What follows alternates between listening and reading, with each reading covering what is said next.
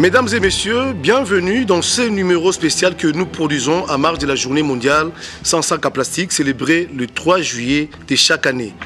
Nous recevons dans ce studio M. Tengelito Didier, ministre provincial de l'Environnement, Tourisme et Aménagement du Territoire. Professeur Joséphine Toumba Kankolongo, directrice générale intérimaire de la régie d'assainissement de la ville, province de Kinshasa, Raskin. M. Mukuna Eric, l'administrateur général de l'ETEC entre ciel et terre.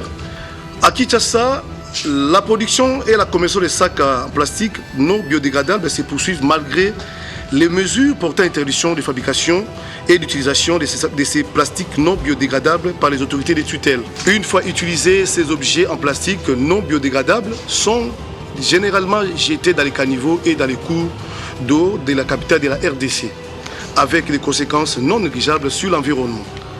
Que faire pour réduire sensiblement l'usage des objets en plastique dans la ville de Kinshasa? Il faudrait savoir qu'ils sont constitués de ce qu'on appelle des polymères. Donc ce sont des unités qui sont polymérisées, qui se répètent. Et à cause de cette stabilité-là, les sachets, les bouteilles en plastique peuvent faire minimum 450 ans avant de se dégrader. Alors quand ça s'est enfoui dans le sol, ça appauvrit le sol et la végétation n'arrive pas à bien se développer. Donc vous voyez à quel point c'est dangereux. Et il se fait aujourd'hui que pratiquement 90% de la production en plastique qui est produite est déversée dans les océans, dans les mers. Et ce qui fait que d'ici 30 ans, si on ne fait rien, il y aura plus de bouteilles en plastique dans les mers que de faune aquatique. Nous avons une vision par rapport à la gestion de ces déchets.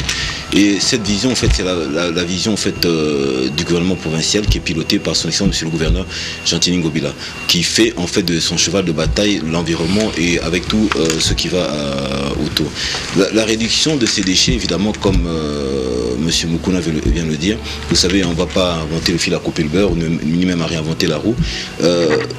Nous ne croyons pas à ce que l'État, c'est-à-dire le public, puisse tout faire. C'est-à-dire que vous avez vu dans plusieurs villes, la gestion des déchets est évidemment un casse-tête, comme madame l'a dit, un casse-tête chinois. J'espère que nos amis qui sont ici ne prendront pas en porte-à-faux.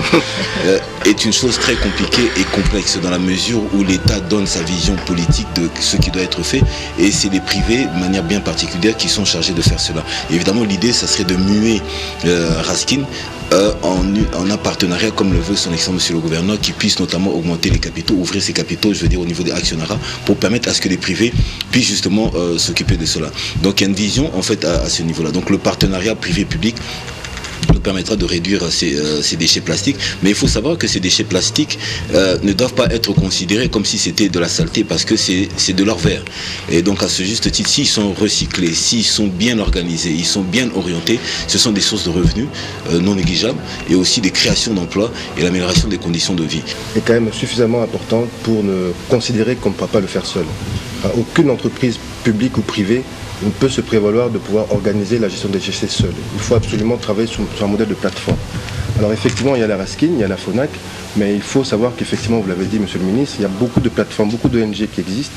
L'objectif aujourd'hui d'ETEC Environnement, c'est justement de pouvoir être un coordonnateur de ces différentes ONG.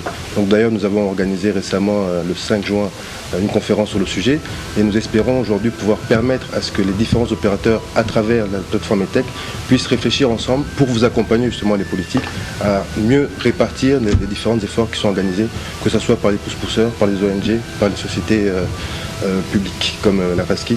Et on aimerait aussi pouvoir impliquer aussi le secteur privé. Donc certaines sociétés aujourd'hui mettent déjà en place des politiques RSE et on espère que leur exemple pourra aussi déteindre au niveau des institutions publiques qui doivent aussi donner l'exemple pour accompagner la population dans la gestion des déchets.